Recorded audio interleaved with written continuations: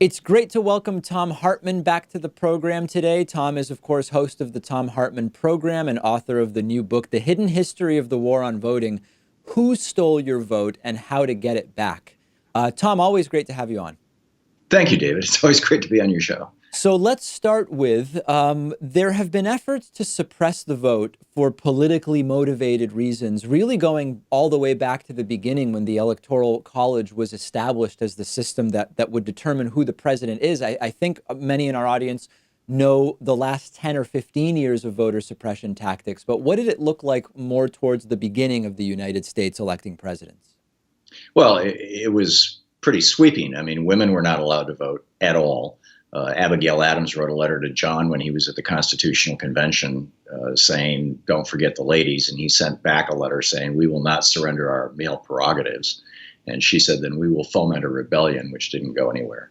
And of course, people of color couldn't vote. And in several states, even white men who were not property owners couldn't vote. Most of those laws, those were all state laws. Most of those got blown up by the Andrew Jackson presidency. It's a fascinating story, but probably longer than you want to get into. But, in the beginning of the Republic, and you had conservatives like John Adams arguing that men who didn't own property should not be allowed to vote. He was outvoted in the Constitutional Convention, so there's not a property prohibition in the Constitution. But, voter suppression or rule by an elite white male majority has a long, long history in this country. After the ratification of the 15th Amendment, there were still mechanisms to prevent Black Americans from voting, although they may be unfamiliar to some in the audience. Can you talk a little bit about how that worked? Well, this is post-Civil War, post the amendment that said that basically you may not prevent someone from voting based on their previous condition of servitude or their race. We went into what's referred to as the Jim Crow era, where Black people were forced to take literacy tests, recite the entire Constitution, or name all 26 members of the South Carolina House of Representatives or whatever.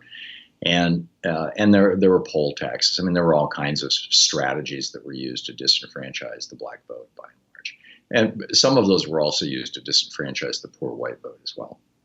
When we look today at the ways and strategies and tactics that are used to hold down turnout, there's this conventional wisdom that's often cited that may or may not actually be that wise about when turnout is lower, it tends to favor a more conservative candidate. If it's within a primary, it favors the more conservative candidate within the primary. If it's an election between a Democrat and a Republican, it tends to favor the the Republican rather, over the Democrat.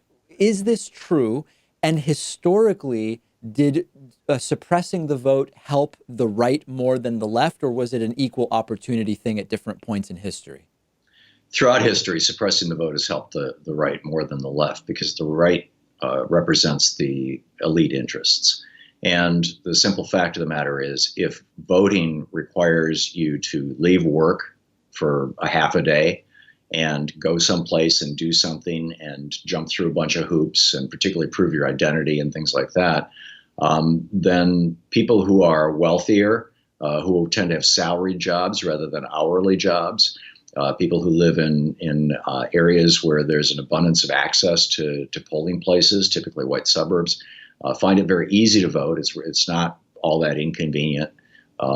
Whereas people who are hourly workers find it far more inconvenient, far more expensive to vote, and so they tend not to as much. Now, on the other hand, the easy solution to that is what we've done in Oregon and Washington State, which is mail-in voting, and we've seen a substantial increase in voter participation as a consequence of that.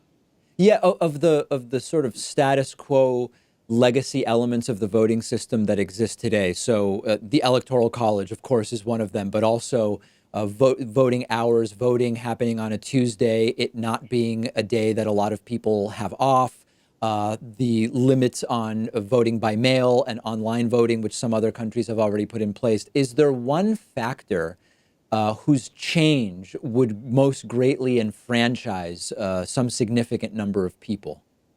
Yeah, voter suppression.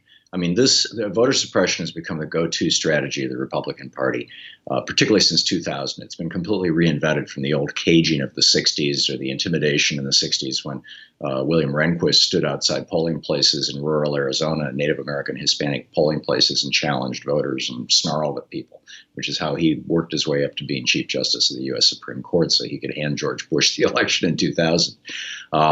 It's gotten quite sophisticated. And there's this huge thing called redshift where we see exit polls, which are the gold standard around the world. We overthrew a government in Ukraine because there was a discrepancy between the exit polls and the actual government produced election results. I lived in Germany for a year. People in Germany vote on paper, as they do in all the European countries. And it takes 2, 3, 4 days to count the vote. But they issue the results typically, unless the election's within a half point tight, they issue the results the evening of, right after the polls close, and they do it based on exit polls.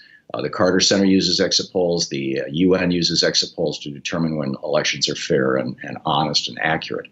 And in 2000, the exit polls showed that clearly that Al Gore won Florida, not just won Florida, but won Florida by tens of thousands of votes. But the actual vote count shifted toward the red, toward the Republican Party, and gave the election to George W. Bush. This, it turns out, was because Jeb Bush, George's brother, had acquired a felon list from the state where George was the governor, from George, basically, from Texas, and compared that felon list with the voter list in Florida. Now, the felon list in Texas was more than half African American and Hispanic, and African Americans and Hispanics largely representing a name pool that, in the case of African Americans, is Anglo names. They're the people who owned slaves in this country are principally Irish, English, and Scotch. And Hispanics, all of their names are derived from Spanish, or the vast majority of them. So when you compare whereas on the other hand, Caucasians have names that come from Scandinavian languages, Baltic languages, Russian, Czech, Slovenian. There's literally dozens and dozens and dozens. So there's huge diversity in names. So if you take a Texas felon list and compare it with a Florida voter list, what's going to happen is you're going to get a lot of overlap in names among African Americans and Hispanics. And Jeb Bush was successful in throwing anywhere from 30 to 90,000 African Americans and a lot of Hispanics off the voting rolls in Florida in that 2000 election. In 2002, with the help of Tom, before we move on, just to be clear, so the audience understands, these are not people that were felons in Texas who went and voted in Florida. These were merely people sharing the name.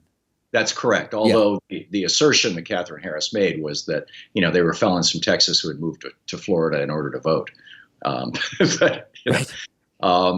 So in 2002, with the Help America Vote Act, the Republicans wrote into that act this thing called the Provisional Ballot. And Greg Palast calls these placebo ballots, which I think is a great name for them.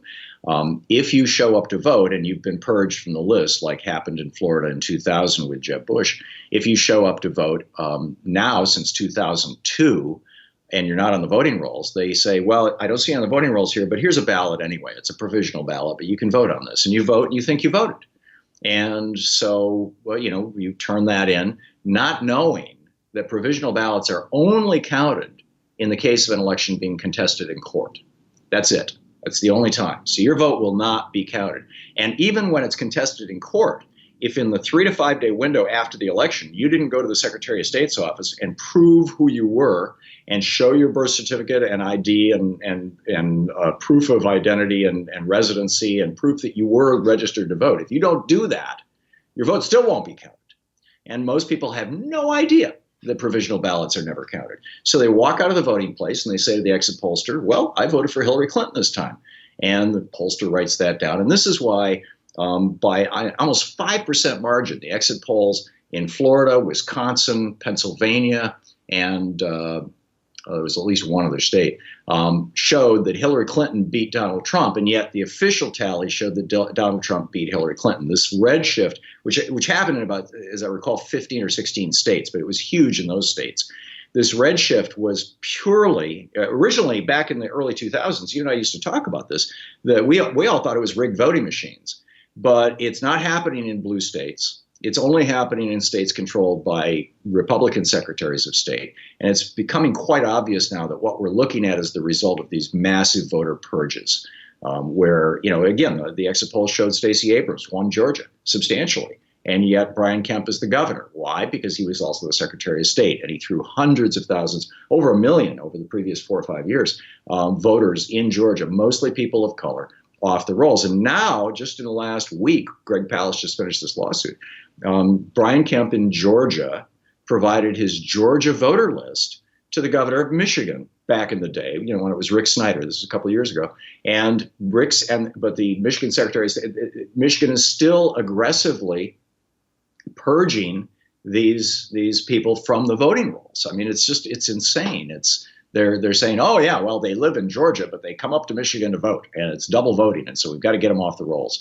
And we see this in red state after red state after red state, and it is the only reason, in my opinion, why Republicans control the Senate, why they control the White House, why they have controlled the White House since 2002 in every election. The exit polls showed that John Kerry in Ohio wiped out George W. Bush, just like they showed that in 2000, Al Gore won Florida. The exit polls showed Hillary Clinton beat Donald Trump. And it's the only reason that they control the Senate. We see this in multiple states, the red states in particular. So this is the big. This is the elephant in the room. This is the thing that we need to deal with, and we need to be waking people up and educating them to this. And to the point where, probably 95% of Americans don't know what a provisional ballot means. To the point where if somebody hands you a provisional ballot, you freak out to the point that you grab a bullhorn and start yelling, that you call the newspapers. I mean, we need to start a counter-revolution to this very, very sneaky, slick thing that these Republicans have been doing since 2000. So this is kind of a good entry point to the last thing I wanted to touch on in the limited time we have left, which is whether Wisconsin goes to Hillary or Trump becomes, at least under 2016's numbers, irrelevant if we have a national popular vote rather than the Electoral College. So my question is, how important do you see that activism about trying to get a national popular vote? Is it a futile effort, because we know that outside of something like the National Popular Vote Interstate Compact, that actually changing the way that elections work at the constitutional level would be very difficult, particularly when the Republican Party has won several presidential elections because we go by the Electoral College rather than the popular vote. Is that where our activism should be, or is it not a good use of activism capital, so to speak? In addition to fighting provisional ballots or even eliminating the whole concept, which is simply at law, it's part of the Help America Vote Act of 2002. And this gets fixed, by the way, by H.R. 1 to a large extent. But outside of that, yes. And nationalpopularvote.com is where you can find all the information on this compact. And so far, you've got states representing 170 electoral votes who have signed on to this. It takes 280, 270. 270, thank you.